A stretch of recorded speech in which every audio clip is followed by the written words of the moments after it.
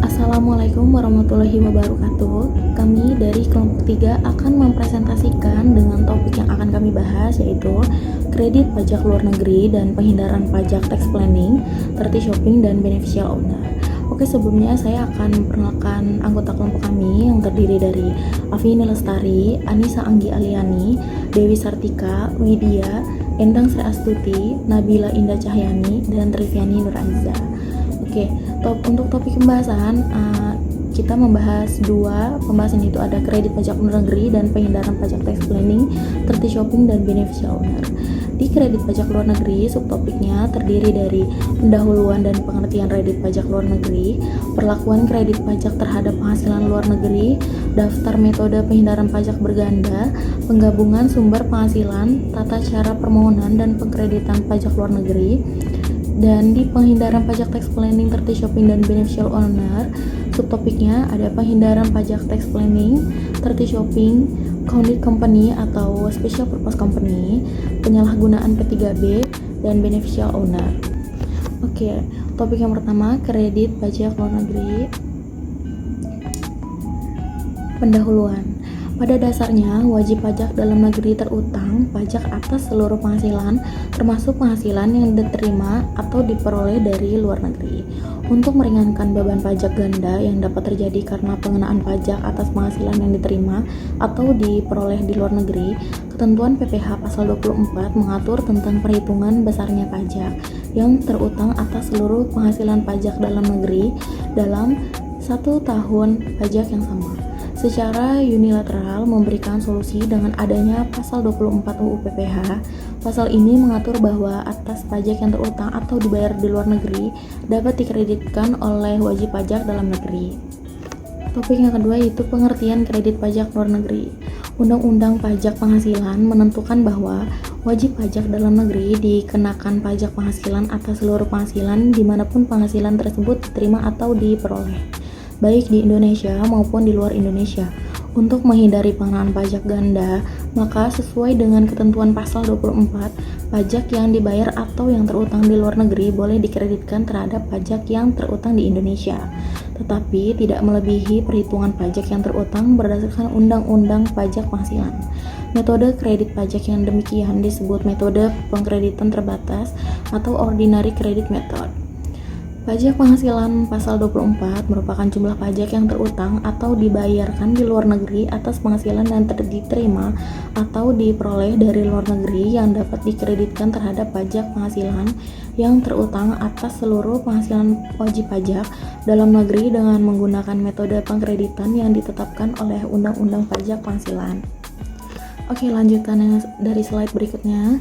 Dasar pengakuan penghasilan agar dapat melakukan kredit pajak dengan baik yaitu: yang pertama, penghasilan yang diterima mengindikasikan bahwa penghasilan diakui pada saat dibayar cash basis, sedangkan penghasilan diperoleh menunjukkan penghasilan diakui pada saat terjadinya walaupun uang belum diterima. Accrual basis, pajak penghasilan di luar negeri ini bisa jadi telah dibayar atau belum dibayar atau terutang oleh wajib pajak. Yang kedua, pajak yang telah dibayar atau terutang di luar negeri dapat digunakan sebagai pengurang atau kredit pajak. Pajak yang terutang atas seluruh penghasilan pada tahun pajak yang sama. Ketiga, batas kredit ditentukan menurut undang-undang. Yang keempat, besarnya kredit pajak tidak boleh melebihi jumlah batas kredit pajak. Wajib pajak dalam negeri terutang pajak atas penghasilan kena pajak yang berasal dari seluruh penghasilan, termasuk penghasilan yang diterima atau diperoleh dari luar negeri. Oke, selanjutnya untuk subtopik yang ketiga, perilaku kredit pajak terhadap penghasilan luar negeri. Kredit pajak adalah perhitungan pajak penghasilan yang telah dibayar atau dipungut di muka dengan jumlah pajak yang terutang pada akhir tahun pajak. Wajib pajak dalam negeri dikenakan pajak pada saat penghasilan diperoleh atau diterima dan bersifat tidak final, terkait dengan PPh pasal 21, pasal 22, dan pasal 23. Sedangkan pasal bentuk penghasilan yang sudah dikenakan pajak yang bersifat final tidak boleh diperlukan sebagai kredit pajak. Demikian pula untuk pajak penghasilan yang dipungut atau dibayar di luar negeri oleh wajib pajak dalam negeri dapat menghasilkan yang telah dipungut di luar negeri dapat dikurangkan dengan pajak penghasilan yang terutang di Indonesia. Bila telah ada perjanjian kerjasama timbal balik atau tax treaty di bidang perpajakan antara Indonesia dengan negara tersebut. Oke, lanjutan dari slide berikutnya. Pajak yang dibayar atau terutang di luar negeri atas penghasilan dari luar negeri yang diterima oleh atau diperoleh wajib pajak dalam negeri. Pajak yang dibayar atau terutang di luar negeri atas penghasilan dari luar negeri yang diterima atau diperoleh wajib pajak dalam negeri yang dapat dikreditkan terhadap pajak yang terutang di Indonesia hanyalah pajak yang langsung dikenakan atas penghasilan yang diterima atau diperoleh wajib pajak. Besarnya kredit pajak yang diperoleh untuk memberikan perilaku pemajakan yang sama antara penghasilan yang diterima atau peroleh dari luar negeri dan penghasilan yang diterima atau diperoleh di Indonesia, maka besarnya pajak yang dibayar atau terutang di luar negeri dapat dikreditkan terhadap pajak yang terutang di Indonesia, tetapi tidak boleh melebihi besarnya pajak yang diutang berdasarkan Undang-Undang PPh. Selanjutnya ada penentuan sumber penghasilan. Dalam perhitungan batas jumlah pajak yang boleh dikreditkan, sumber penghasilan ditentukan sebagai berikut.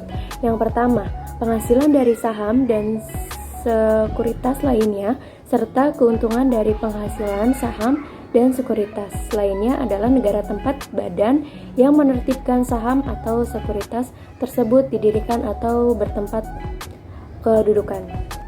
Oke, yang kedua, penghasilan berupa bunga, royalti, dan sewa sehubungan dengan penggunaan harta gerak adalah negara tempat pihak yang membayar atau membebani bunga, royalti, atau sewa tersebut bertempat kedudukan atau berbeda. Yang ketiga, penghasilan berupa sewa sehubungan dengan penggunaan harta atau gerak adalah negara tempat harta tersebut terletak.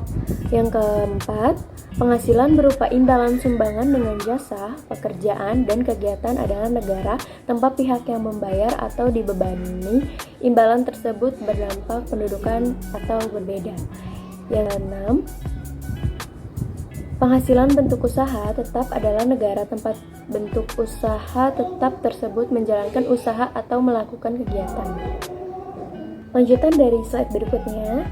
Yang keenam, penghasilan dari pengalihan sebagai atau seluruh hak penambangan atau tanda turut serta dalam pembiayaan atau permodalan dalam perusahaan pertambangan adalah negara tempat lokasi penambangan berada. Yang ketujuh, keuntungan karena pengalihan harta tetap adalah negara tempat harta tetap berada. Yang kedelapan, keuntungan negara pengalihan harta yang menjadi bagian dari suatu bentuk usaha tetap adalah negara tempat bentuk usaha tetap berada. Baik, selanjutnya ada pengurangan atau pengambilan pajak atas penghasilan yang dibayar di luar negeri. Apabila terjadi pengurangan atau pengembalian pajak atas penghasilan yang dibayar di luar negeri, sehingga besarnya pajak yang dapat dikreditkan di Indonesia menjadi lebih kecil dari besarnya perhitungan semula, maka selisihnya ditambahkan pada pajak penghasilan yang terutang menurut itu. Jadi misalnya dalam tahun 2009 tentang wajib pajak mendapat pengurangan pajak atas penghasilan luar negeri tahun pajak 2008 sebesar 5 juta rupiah yang semula telah termasuk dalam jumlah pajak yang dikreditkan terhadap pajak yang terutang untuk tahun pajak 2008. Maka jumlah sebesar 5 juta tersebut ditambahkan pada pajak penghasilan yang terutang dalam tahun pajak 2009. Selanjutnya ada daftar metode penghindaran pajak berganda. Metode penghindaran pajak berganda yang dianut dalam tax treaty Indonesia dengan masing-masing negara partner pada umumnya dibuat dalam pasal 22 atau pasal 23 P3B kecuali TT dengan AS dimuat dalam pasal 24 P3B. Berikut adalah contohnya. Peraturan Menko Nomor 107 PMK 03/2017 mengatur tentang dividen yang ditetapkan diperoleh yang selanjutnya disebut dividen, yakni dividen yang ditetapkan diperoleh wajib pajak dalam negeri atas pernyataan modal pada BUMN non bursa terkendali langsung. Wajib pajak dalam negeri yang pertama memiliki pernyataan modal langsung paling rendah 50% dari jumlah saham yang disetor pada BUMN non bursa. secara bersama-sama dengan wajib pajak dalam negeri lainnya memiliki pernyataan modal langsung paling rendah 50% dari jumlah saham yang disetor BUMN non-bursa. Ditetapkan memiliki pengendalian langsung terhadap BUMN non-bursa. BUMN yang dikendalikan secara langsung oleh wajib pajak merupakan BUMN non-bursa terkendali langsung. Wajib pajak dalam negeri ditetapkan memperoleh dividen atas pernyataan modal langsung pada BUMN non-bursa terkendali langsung. Penentuan misalnya pernyataan modal langsung ditentukan pada akhir tahun pajak dalam negeri. Di sini ada saatnya diperoleh dividen. Saat diperolehnya dividen atas pernyataan modal langsung wajib pajak dalam negeri pada BUMN non-bursa terkendali langsung ditetapkan pada akhir bulan keempat setelah berakhirnya batas waktu kewajiban penyampaian surat pemberitahuan tahunan pajak penghasilan bagi BUMN non-bursa terkendali langsung untuk tahun pajak yang bersangkutan. Dalam hal BUMN non-bursa terkendali langsung tidak memiliki kewajiban untuk menyampaikan surat pemberitahuan pajak penghasilan atau tidak ada ketentuan batas waktu penyampaian surat pemberitahuan pajak penghasilan. Saat diperolehnya dividen ditetapkan pada akhir bulan ke-7 setelah tahun pajak yang bersangkutan berakhir. Di sini ada besarnya dividen. Yang pertama, besarnya dividen dihitung dengan cara mengendalikan persentase pernyataan modal wajib pajak dalam negeri pada BUMN non-bursa terkendali langsung dengan dasar pengenaan dividen. Yang kedua, dasar pengenaan dividen yaitu laba setelah pajak BUMN non-bursa terkendali langsung. Yang ketiga, dalam hal wajib pajak dalam negeri memiliki pengendalian langsung pada BUMN non-bursa terkendali langsung dan memiliki pengendalian tidak langsung pada BUMN non-bursa terkendali tidak langsung. Yang keempat, BUMN non-bursa terkendali tidak langsung merupakan BUMN non-bursa yang dikendalikan secara tidak langsung oleh wajib pajak dalam negeri. Ada dividen dapat diperhitungkan atau dikreditkan. Yang pertama, dividen dapat diperhitungkan dengan dividen yang diterima dari BUMN non-bursa terkendali langsung. Yang kedua, dividen yang dapat diperhitungkan adalah dividen selama jangka waktu 5 tahun ke belakang secara berturut-turut terhitung sejak tahun diterimanya dividen. Yang ketiga, wajib pajak dalam negeri dapat mengkreditkan pajak penghasilan yang telah dibayar atau dipotong atas dividen yang diterima dari BUMN non-bursa terkendali langsung pada tahun pajak dibayarnya atau dipotongnya pajak penghasilan tersebut. Yang keempat, pajak penghasilan atas dividen yang penghasilannya atas dividen yang dihitung menurut perbandingan antara dividen terhadap penghasilan kena pajak dikalikan dengan pajak penghasilan yang terutang untuk 1 tahun pajak. Paling tinggi besar pajak penghasilan yang terutang pada tahun pajak. Yang kelima, dalam hal dividen yang diterima bersumber dari 2 atau lebih negara atau yurisdiksi. Perhitungan besarnya pajak penghasilan yang dapat dikreditkan untuk masing-masing negara atau yurisdiksi. Sini ada penggabungan penghasilan yang berasal dari luar negeri dilakukan sebagai berikut. Yang pertama, untuk penghasilan dari usaha, penggabungan penghasilan dilakukan dalam tahun pajak diperoleh penghasilan tersebut. Yang kedua, untuk penghasilan lainnya seperti bunga, royalti, sewa, dan lain-lain, penggabungan penghasilan dilakukan dalam tahun pajak diterimanya penghasilan tersebut. Yang ketiga, untuk penghasilan berupa dividen sebagaimana dimaksud dalam pasal 18 ayat 2 Undang-Undang PPh nomor 7 tahun 1983 JO Undang-Undang PPh nomor 36 tahun 2008 dilakukan dalam tahun pajak pada saat diperoleh dividen tersebut ditetapkan sesuai dengan keputusan Menteri Keuangan. Dalam melaksanakan penggabungan penghasilan harus mengikuti ketentuan sebagai berikut. Kerugian yang diterima di luar negeri tidak boleh digabungkan dalam menghitung pajak penghasilan kena pajak. Yang pertama, apabila dalam penghasilan kena pajak terdapat penghasilan yang berasal dari luar negeri, maka pajak penghasilan yang dibayar atau terutang di luar negeri atas penghasilan tersebut dapat dikreditkan terhadap pajak penghasilan yang terutang di Indonesia. Yang kedua, mengkredit pajak dilakukan dalam tahun pajak digabungin penghasilan dari luar negeri tersebut dengan penghasilan di Indonesia. Yang ketiga, jumlah kredit pajak paling tinggi sama dengan jumlah pajak yang dibayar atau terutang di luar negeri, tetapi tidak boleh melebihi jumlah tertentu. Yang keempat, apabila penghasilan di luar negeri berasal dari beberapa negara, maka perhitungan kredit pajak dilakukan untuk masing-masing negara. Selanjutnya ada tata cara permohonan kredit pajak luar negeri.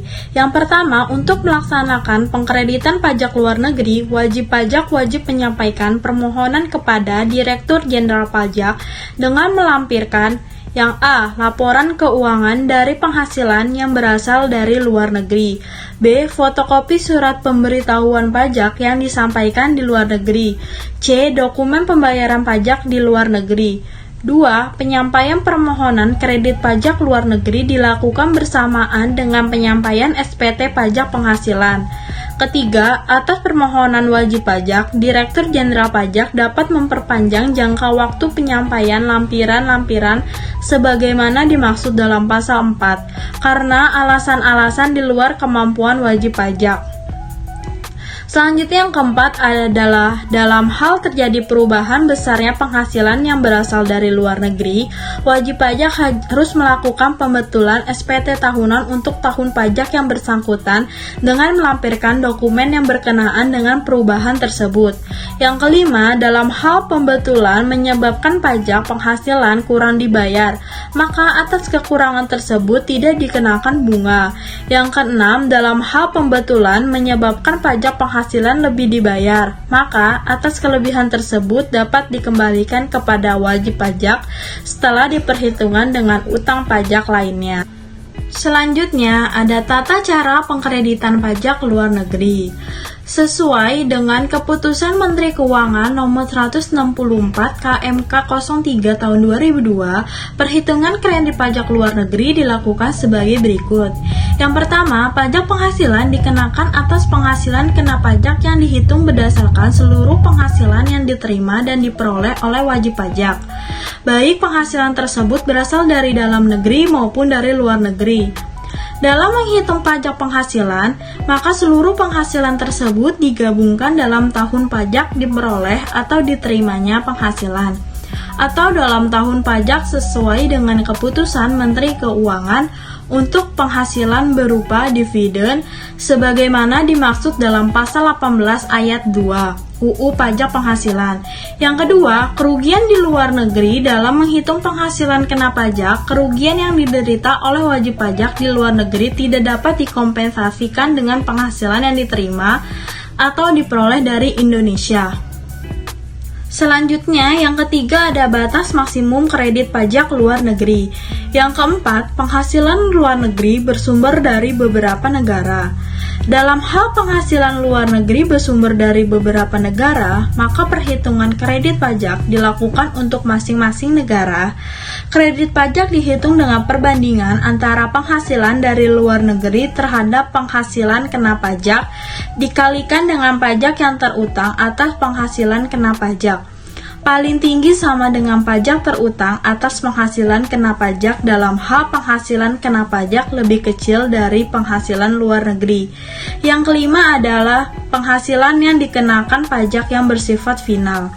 Dalam hal wajib pajak memperoleh penghasilan yang dikenakan pajak yang bersifat final sebagaimana dimaksud dalam pasal 4 ayat 2 atau penghasilan yang dikenakan pajak tersendiri sebagaimana dimaksud pasal 8 ayat 1 dan ayat 4 Undang-Undang Nomor 7 Tahun 1983 tentang pajak penghasilan sebagaimana telah diubah, maka atas penghasilan tersebut bukan merupakan faktor penambahan penghasilan pada saat menghitung penghasilan kena pajak.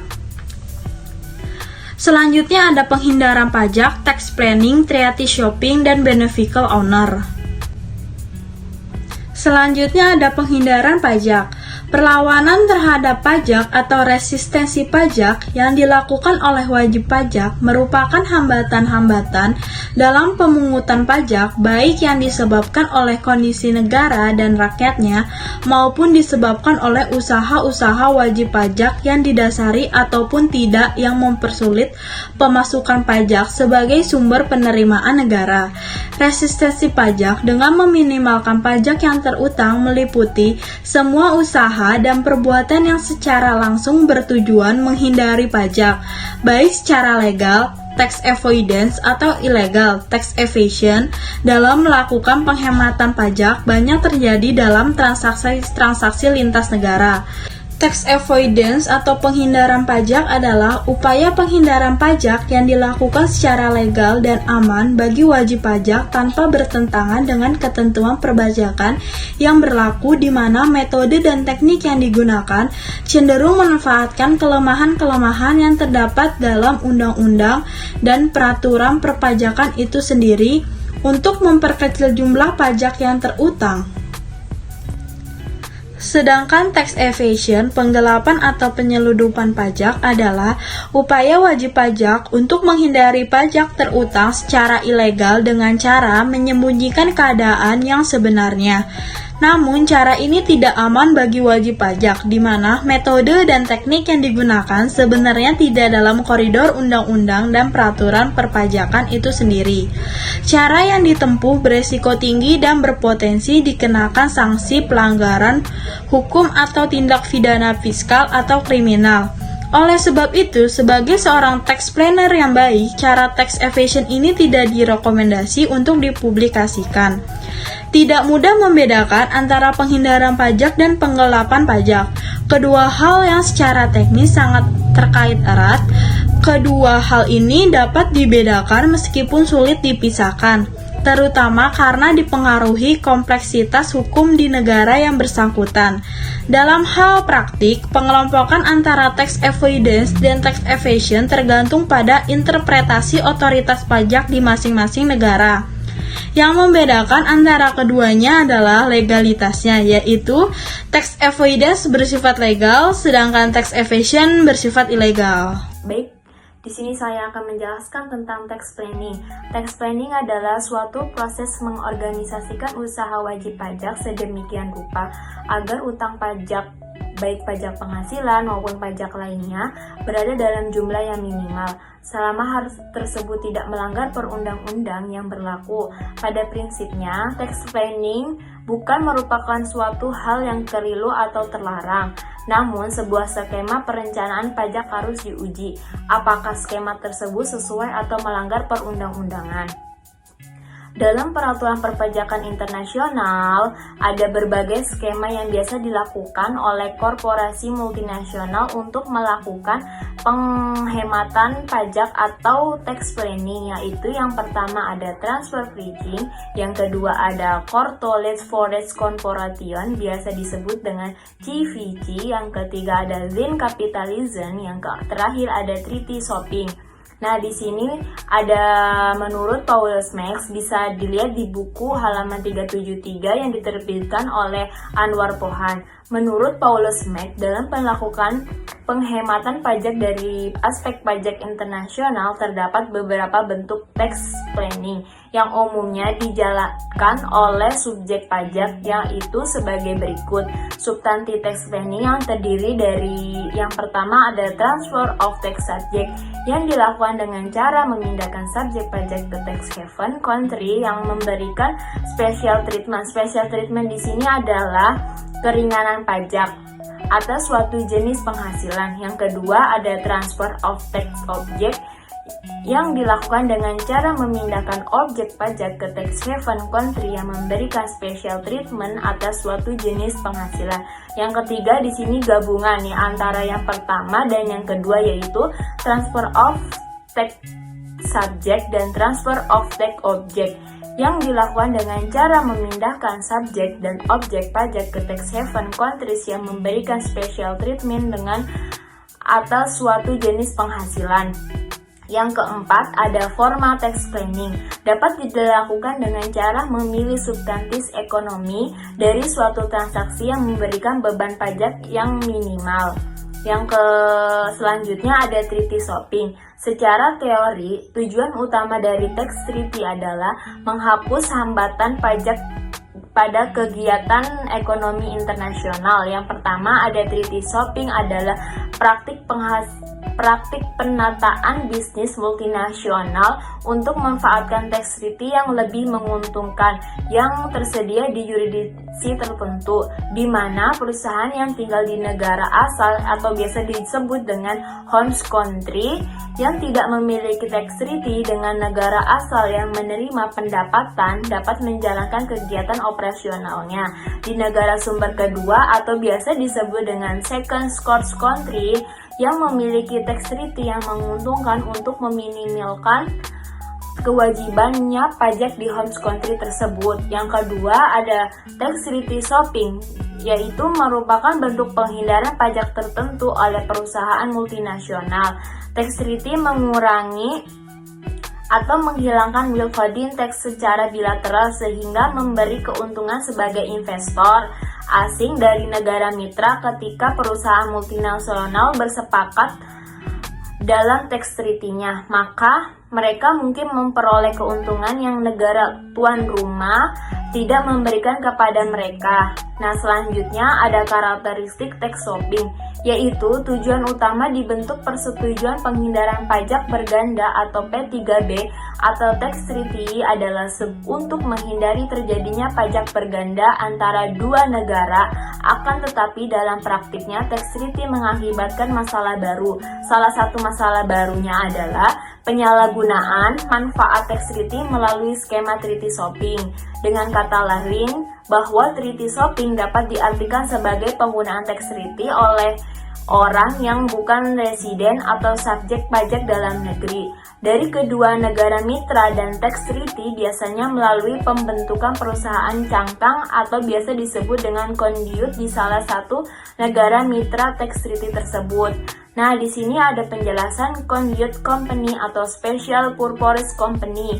Dalam pasal 18 atau 3C Undang-Undang PPH menyatakan penjualan atau pengalihan saham perusahaan antara yang terdirikan atau bertempat kedudukan di negara yang memberi perlindungan pajak, yang mempunyai hubungan istimewa dengan badan yang didirikan atau bertempat kedudukan di Indonesia atau bentuk usaha tetap di Indonesia dapat ditetapkan sebagai penjualan atau pengalihan saham badan yang didirikan atau bertempat kedudukan di Indonesia atau bentuk usaha yang ditetapkan di Indonesia. Nah, selanjutnya ada di sini penjelasan skema contract conduit. Dalam direct conduit company, sebuah perusahaan didirikan di negara yang memberikan kemudahan dalam perpajakan atau tidak mengenakan pajak atas penghasilan, dan di saat sama negara tersebut mempunyai P3B dengan negara tujuan tempat penghasilan berasal atau negara sumber. Selanjutnya skemanya bisa dijelaskan oleh Nabila.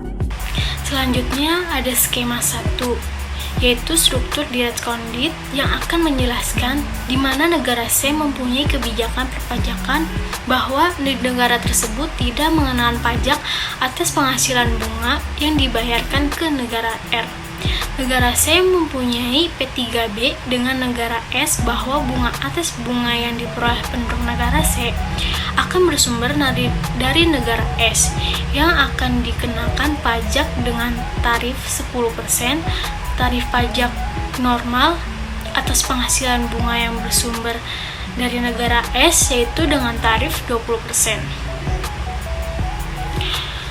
Selanjutnya ada skema 2, yaitu stepping stone conduits yang akan menjelaskan varian dari struktur direct conduit. Sebagaimana residen negara R akan mendirikan perusahaan residen di negara C di mana sepenuhnya akan dikenai biaya pajak atas penghasilan yang berasal dari negara S. Namun di negara ini ia akan membayar bunga dengan sangat tinggi, royalti, biaya jasa, komisi, dan biaya lainnya kepada perusahaan asing. Yang kedua, akan memiliki hubungan istimewa yang akan didirikan di negara setempat, yaitu negara B, dan dikendalikan oleh pemegang saham, yaitu perusahaan conduit.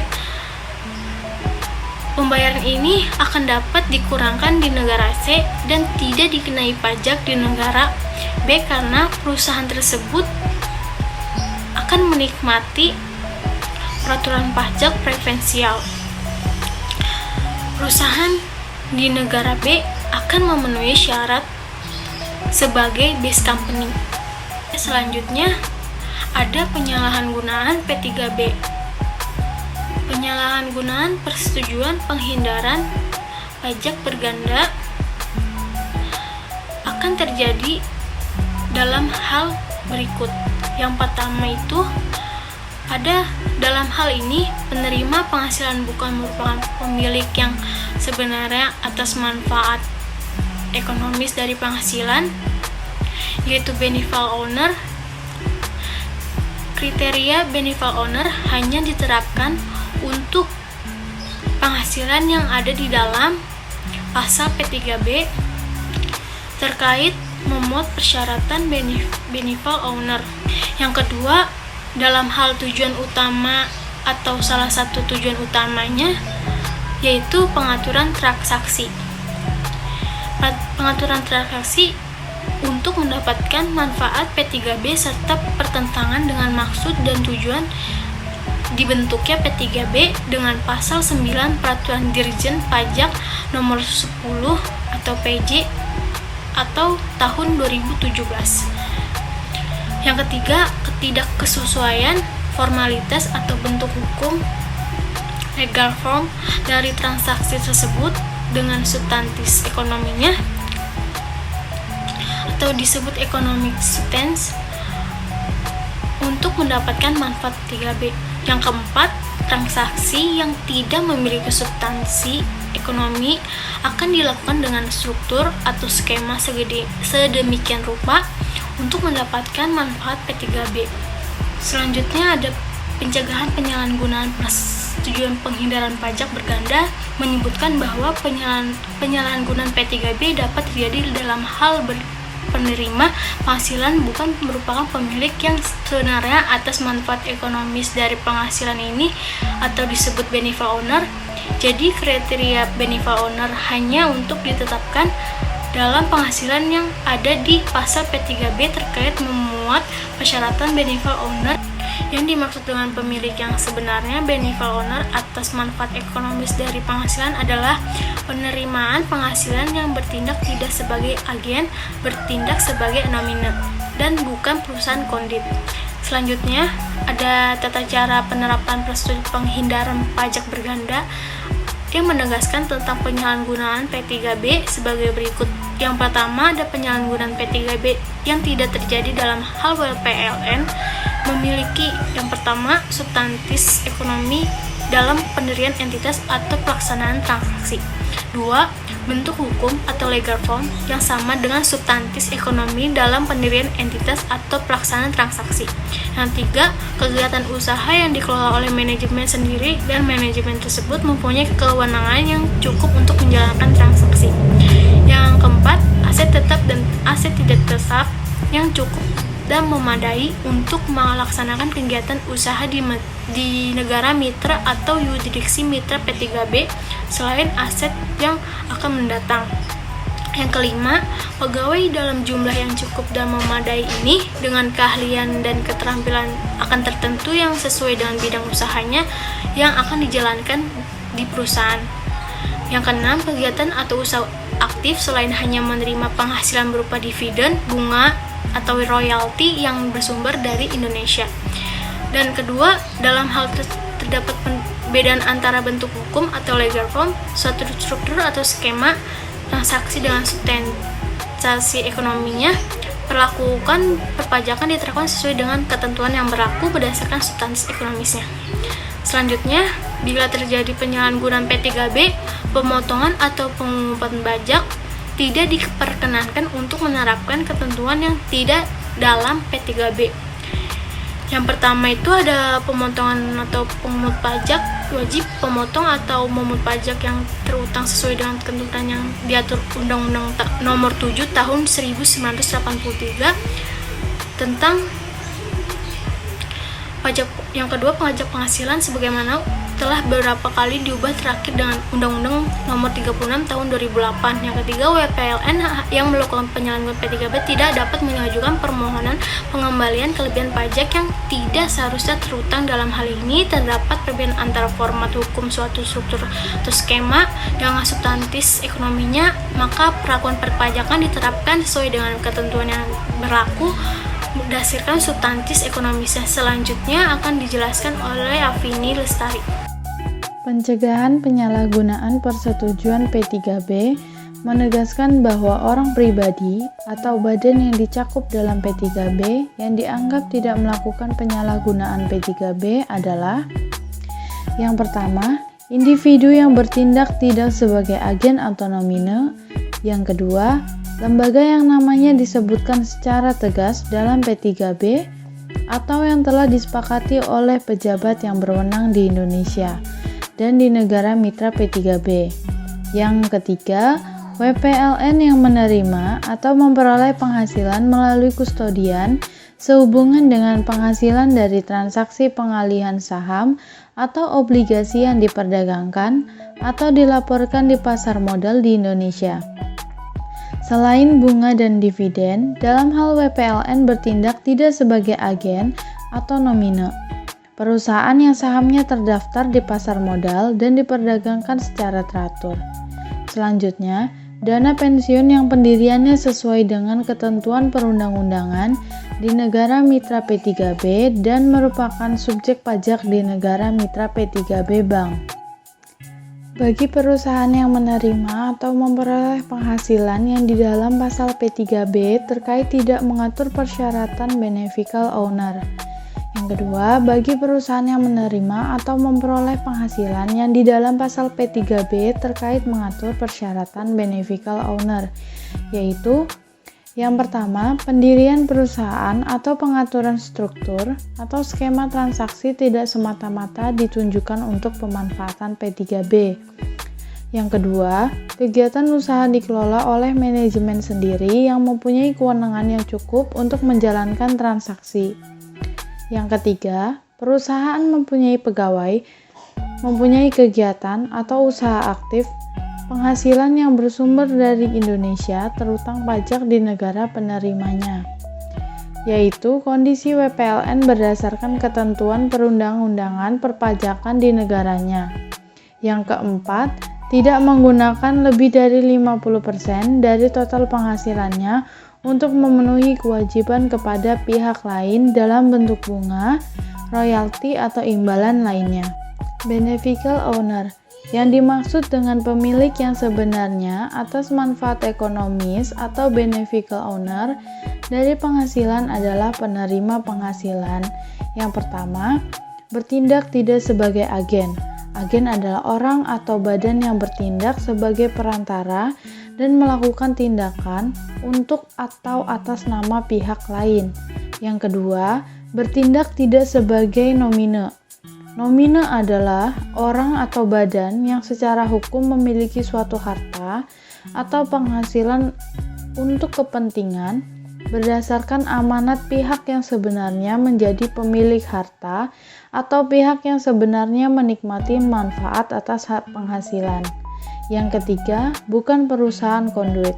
Perusahaan konduit adalah suatu perusahaan yang memperoleh manfaat dari P3B sehubungan dengan penghasilan yang timbul di negara lain. Sementara, manfaat ekonomis dari penghasilan tersebut dimiliki oleh orang-orang di negara lain yang tidak akan dapat memperoleh hal pemanfaatan P3B apabila penghasilan tersebut diterima langsung. Menurut ketentuan perpajakan sebagaimana dimaksud dalam pasal 26 ayat 1A UU PPH 1984 menyebutkan bahwa negara domisili wajib pajak luar negeri selain yang menjalankan usaha atau melakukan kegiatan usaha melalui bentuk usaha tetap di Indonesia adalah negara tempat tinggal atau tempat kedudukan wajib pajak luar negeri yang sebenarnya menerima manfaat dari penghasilan tersebut atau biasanya disebut dengan beneficial owner. Syarat sebagai beneficial owner, WPLN memenuhi ketentuan atau syarat sebagai beneficial owner. Dalam hal yang pertama, mempunyai kendali untuk menggunakan atau menikmati dana, aset, atau hak yang mendatangkan penghasilan dari Indonesia. Yang kedua, tidak lebih dari 50% penghasilan badan digunakan untuk memenuhi kewajiban kepada pihak lain. Yang ketiga, menanggung risiko atas aset modal atau kewajiban yang dimiliki. Yang keempat, tidak mempunyai kewajiban baik tertulis maupun tidak tertulis, untuk meneruskan sebagian atau seluruh penghasilan yang diterima di Indonesia kepada pihak lain. Kesimpulan dari presentasi kelompok kami adalah pajak penghasilan pasal 24 adalah pajak yang dipungut di luar negeri atas penghasilan wajib pajak di luar negeri. Pajak yang dibayar di luar negeri atas penghasilan luar negeri yang diperoleh wajib pajak dalam negeri atau WPDN boleh dikreditkan dengan pajak yang terutang dalam tahun pajak yang sama, sebesar pajak yang dibayarkan di luar negeri tersebut, tetapi tidak boleh melebihi penghitungan pajak yang terutang berdasarkan UU Nomor 10 Tahun 1994. Penghindaran pajak atau perlawanan terhadap pajak adalah hambatan-hambatan yang terjadi dalam pemungutan pajak sehingga mengakibatkan berkurangnya penerimaan kas negara.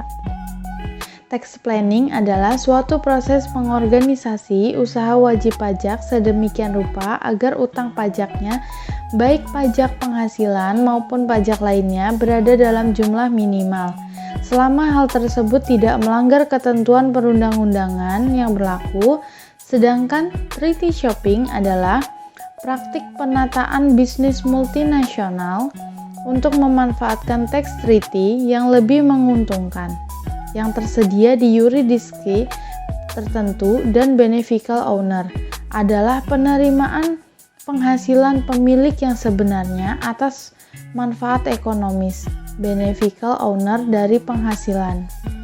Sekian presentasi dari kelompok kami, kurang lebihnya mohon maaf. Wassalamualaikum warahmatullahi wabarakatuh.